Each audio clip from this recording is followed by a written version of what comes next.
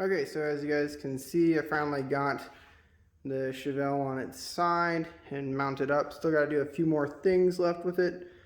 When I stopped last time, my bit had actually gone bad. It's been a really old bit and it was worn out, so I got to finish drilling out this hole so I can put a bolt through there just to make it extra strong.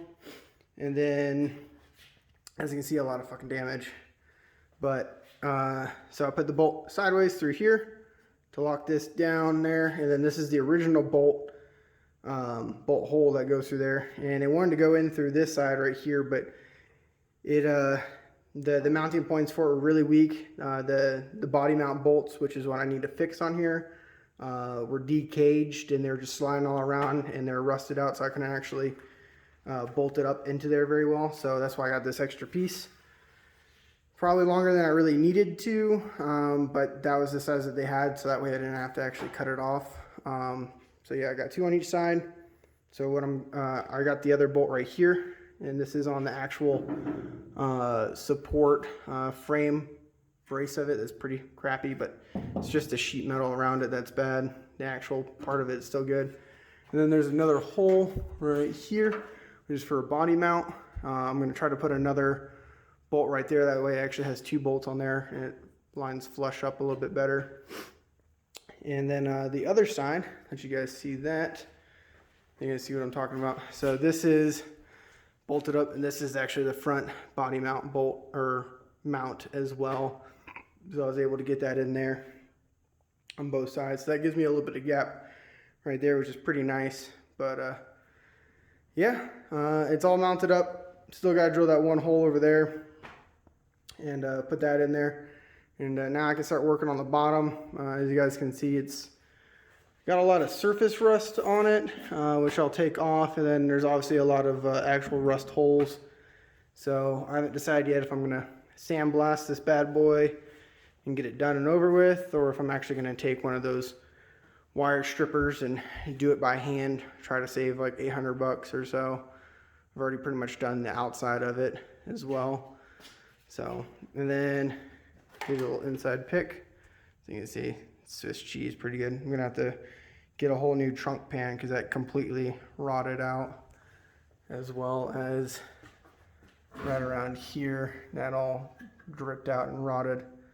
So a lot of surface gunk from had in storage for 13 months.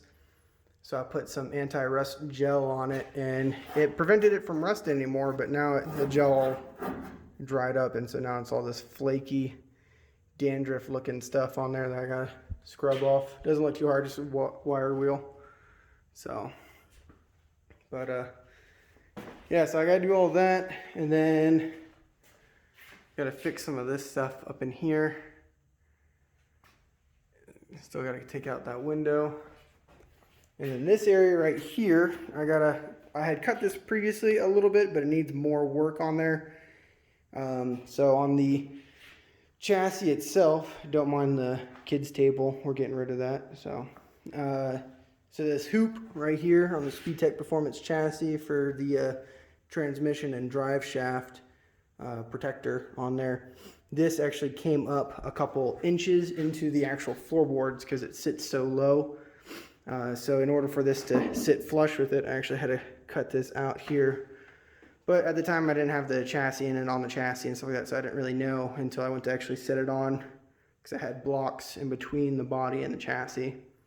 So, but yeah, I gotta cut some room out of that and make room for that, as well as probably cut this transmission tunnel to fit the new transmission. And since the engine is sitting back so far, probably got to cut this area out a little bit as well to make room for the engine. And then of course I got to get rid of all the steering shaft stuff, some of the loose wiring. Let's see if I can go in here real quick. Still got the steering wheel and the dash that I need to take out, then the sun visors and the rear view mirror, and some small stuff. If I'm going to get it sandblasted, I need to take all that stuff off. That way they can get everywhere. So yeah, general cleanup. And should hopefully be posting this video soon. Let me know what you guys think.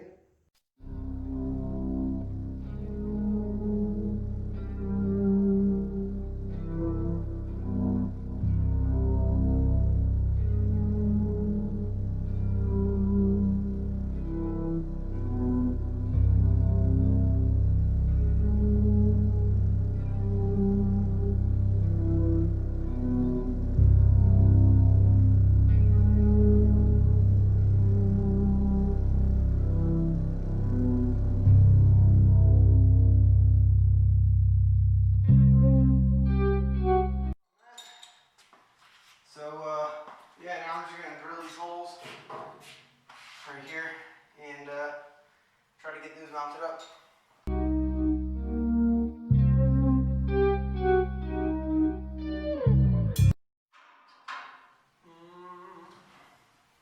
Let's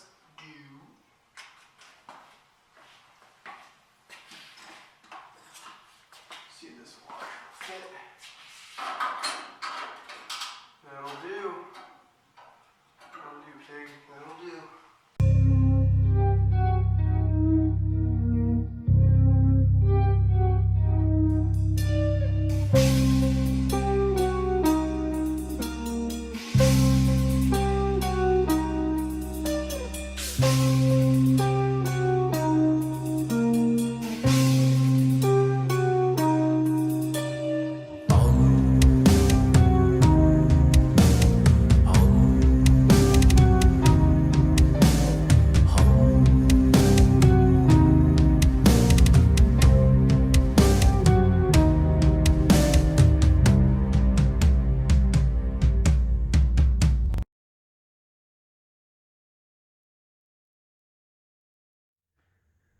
Alright, so I got all of it done.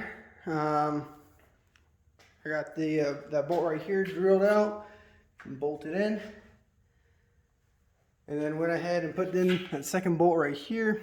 So it's got 2 bolts, one right there and there.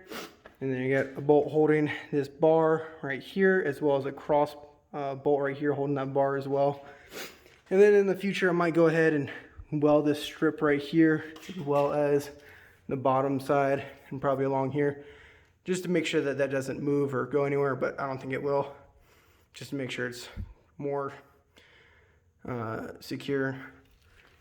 But yeah, got the 2 bolts right there, and that's plenty strong enough, that it's thick enough metal, strong enough, 90-degree angle, it's holding it up perfectly fine, no deflection or anything like that. So it's doing great. And then, of course, the front is the same as always. So, yeah. That should be it for right now. And then stay tuned for any more updates on getting the Chevelle cleaned up and actually looking drivable in the future. Hopefully not too long.